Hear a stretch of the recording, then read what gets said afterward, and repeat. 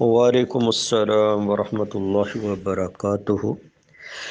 قسم کے بارے میں یہ تفصیلی سوال کیا گیا ہے، تو ذہن نشین کر لیں کہ قسم کی 3 قسمیں ہوتی ہیں۔ ایک ہوتی ہے یمین لغو، قسم لغو جس کو کہتے ہیں۔ کئی لوگوں کی عادت ہوتی ہے بات بات پر اللہ کی قسم، تاللہ باللہ، یعنی کہ ہر بات پر ہی قسم کھائی جانی،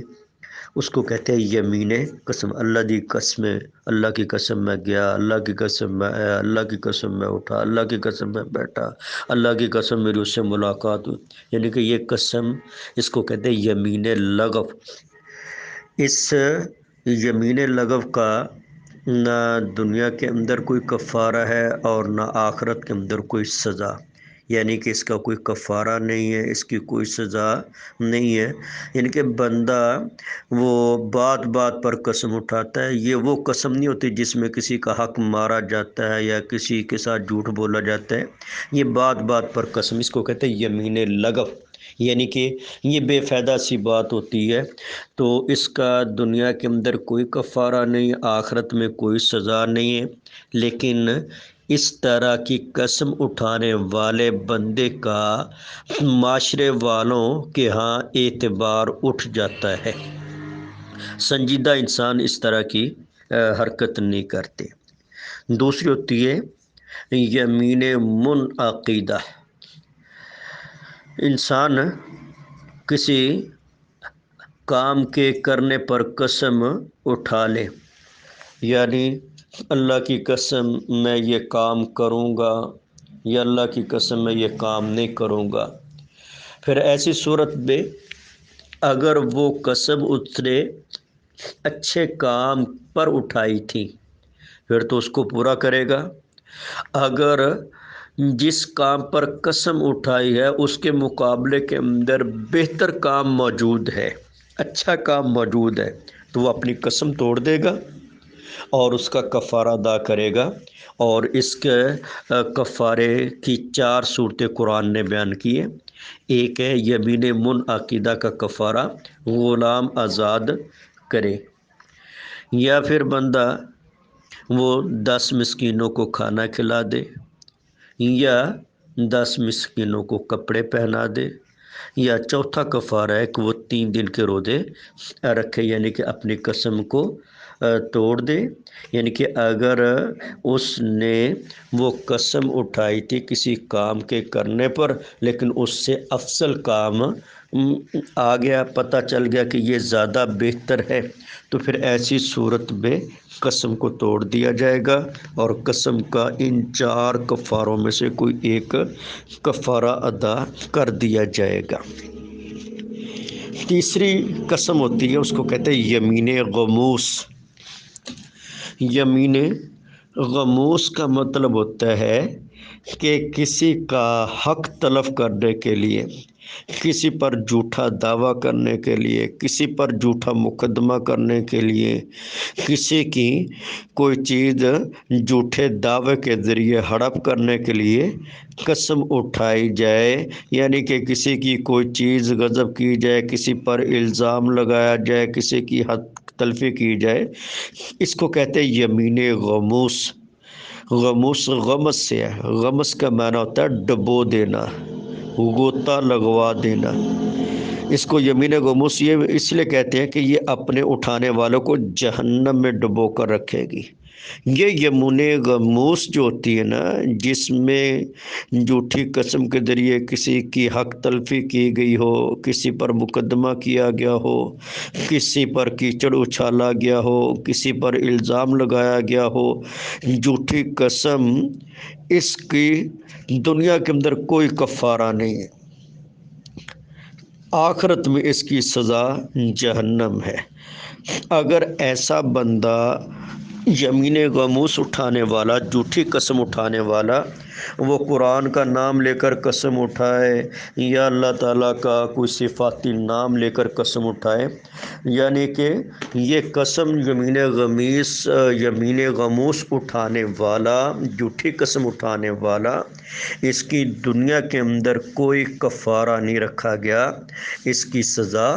جہنم ہے، یہ اپنے اٹھانے والے کو جہنم میں لے جائے گی، ڈبو کر رکھ دے گی، بشرطے کہ وہ ایسا انسان بغیر توبہ کے مر گیا۔ جس طرح کہ صحیح بخاری اور دیگر کتب احادیث، بخاری، مسلم، سیاستہ اور دیگر کتابوں کے اندر بھی روایت ہے، سیدنا ابو امامہ رضی اللہ تعالیٰ عنہ بیان کرتے ہیں، نبی کریم صلی اللہ علیہ وآلہ وسلم نے فرمایا کہ جس نے کسی مسلمان کی کوئی چیز ہتھیا لی، جھوٹی قسم کر کے، جھوٹا دعویٰ کر کے، جھوٹا بیان دے کر، جھوٹی قسم اٹھا کر کسی مسلمان کی کوئی چیز چھینی ہے، تو اللہ سبحانہ و تعالیٰ نے اس پر جہنم واجب کر دی ہے اور جنت اللہ نے اس پر حرام کر دی ہے۔ یعنی جھوٹی قسم اٹھانے والے، کسی مسلمان کی چیز کو ہڑپنے والے، غلط بیانی کرنے والے، اللہ نے اس پر جنت حرام کر دیا، جہنم اس پر واجب کر دی۔ ایک آدمی نے کہا اللہ کے پیغمبر، اگرچہ وہ پیلو کے درخت کی ایک شاخ، ایک ٹہنی کیوں نہ، یعنی کہ معمولی چیز کسی مسلمان کی جھوٹی قسم کے ذریعے وہ ہڑپی گئی ہے تو اس کی بھی یہی سزا ہے۔ تو نبی علیہ الصلوۃ والسلام نے فرمایا ہاں، وہ پیلو کے درخت کی ایک شاخ ہی کیوں نہ، جس کی کوئی قیمت نہیں، کوئی ویلیو نہیں، معمولی چیز ہے، وہ بھی اگر جھوٹی قسم، جھوٹے دعوے کے ذریعے ہڑپ لی، اس کی بھی سزا یہی ہے کہ اس پر جہنم واجب ہو جائے گی اور جنت اس پر حرام ہو جائے گی۔ تو یمین غموس یعنی کہ کسی مسلمان کی کوئی چیز چھیننا، قبضہ کرنا، دعویٰ کرنا، جھوٹا مقدمہ کر دینا، جھوٹا بیان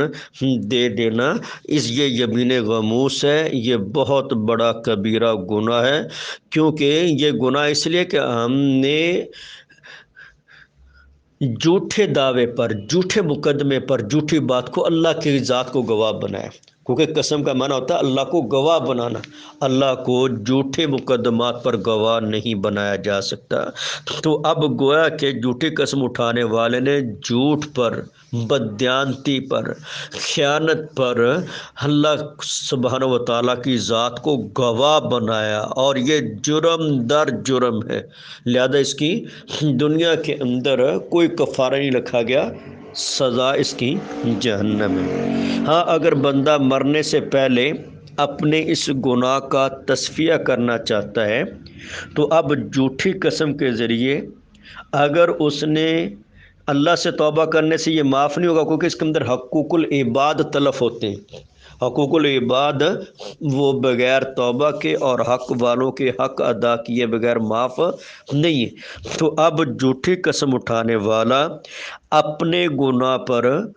اللہ سے توبہ کرنے کے ساتھ ساتھ اگر جھوٹی قسم کے ذریعے کسی کا مال، کسی کا حق ہڑپا ہے، تلف کیا ہے، چھینا ہے،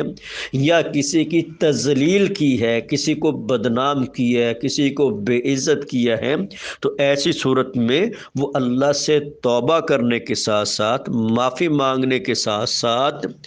وہ جس کی حق تلفی ہو اس کو اس کا حق واپس کرے، جس کو جھوٹی قسم کے ذریعے ذلیل کیا ہے، بدنام کیا ہے، اس کی لوگوں کے سامنے عزت کو بیان کرے کہ میں نے غلط بیانی کی تھی، اس وجہ سے اس کی بدنامی ہوئی، تذلیل ہوئی۔ وہ جن لوگوں کے اندر جھوٹی قسم کے ذریعے اس نے کسی کو ذلیل کیا ہے یا جھوٹی قسم کے ذریعے اس نے کسی کا حق چھینا ہے، تلف کیا ہے، دبایا ہے، وہ حق والوں کو حق واپس کرے، اور جس کو ذلیل کیا ہے اس کی صفائی انہی لوگوں کے اندر جن کے سامنے اس نے اس کی جھوٹی قسم اٹھا کر تذلیل کی ہے، ان لوگوں کے سامنے وہ اس کی صفائی دے کر اس کو پر جو الزام لگا تھا، جو اس کو بے عزت کیا گیا تھا، اس کا تصفیہ کرے، پھر اس کا یہ دنیا کے اندر گناہ معاف ہوگا، ورنہ یہ گناہ اس کو آخرت میں لے ڈوبے گا۔ وہ توبہ کرتا رہے جب تک وہ حق والوں کا حق نہیں دے گا، اور جن کی تذلیل کی گئی ہے ان کی صفائی نہیں دے گا، اتنی دیر تک اللہ سبحانہ و تعالیٰ کے ہاں بھی اس کی توبہ وہ معلق رہے گی، توبہ قبول نہیں۔ کیونکہ جو اللہ کے حقوق میں حق تلفی ہوتی وہ اللہ معاف کر دیتے توبہ کرنے سے، لیکن جو بندوں کی حقوق تلفی ہوتی ہے، حق تلفی ہوتی ہے، وہ جب تک کہ بندوں کو اس کا حق نہ دیا جائے اور واپس نہ کیا جائے اتنی دیر تک وہ معاف نہیں ہوتا۔ باقی وہ اپنی جھوٹی عزت کو بچانے کے لیے، یہ عزت نہیں ہوتی، ان العزت للہ ولرسول وللمؤمنین، حقیقی عزت تو اللہ کی ہے، اللہ کے پیغمبروں کی ہے، اور اللہ اور اس کے پیغمبروں کو ماننے والے مومنوں کی عزت ہے۔ یہ کوئی عزت نہیں ہے کہ میں نے سچی بات کی تو میری بےزتی ہوگی۔ حق بات کو تسلیم کرنا بےزتی نہیں ہے، حق بات کا اعتراف کرنا یہ ذلت و رسوائی نہیں، یہ عزت ہے، یہ باعث شرف ہے۔ وہ احمق انسان ہے، بیوقوف ہے جو جھوٹی عزت کی خاطر سچی بات کرنے سے کنی کترا رہے ہیں، اور وہ دنیا کے مفادات، دنیا کی چند ٹکوں کی خاطر، دنیا کی جھوٹی عزت کی خاطر وہ اپنی آخرت کو داؤ پر لگا رہا ہے۔ اس کو اللہ سے توبہ کرنی چاہیے، استغفار کرنی چاہیے، اور آئندہ دوبارہ ایسی حرکت نہیں کرنی چاہیے۔ ھذا ما عندی واللہ اعلم بالصواب۔